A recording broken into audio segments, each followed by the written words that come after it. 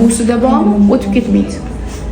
Bunga stelka kiyg'izishingiz kerak. Tim bo'ldi naslda bor ekan yassi oyoqli, o'tib ketmaydi. Uzoq yursa, oyog'im og'riyapti deydi, charchaydi, yugura olmaydi.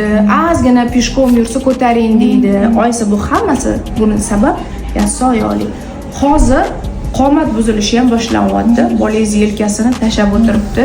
Paravertebral mushaklar bo'shligidan bukchayib. Yassi oyoqlikni buni charchashi, yugura olmasligi, ko'p yursa ko'taring deyishi hammasi yassi oyoqlik sabab. Sizlarda naslda bor, bu полностью 100% o'tib ketmaydi.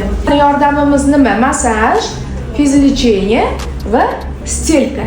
Keyinchalik уже buni o'zini mashqlari bor. Keyinchalik massajla olmaydi. Bolani o'ziga o'rgatamiz. Bola o'zi постоянно qilib yurish kerak. Biz tomonidan bo'ladigan yordam har kuni uyda oyog'ini, barmoqlarini tepaga ko'tarib, tashqariga qarab turib massaj. Tushundingizmi? Mana har kuni qiling shuni. Bolangiz bekor o'tirdi deguncha olingda, mana shuni qiling.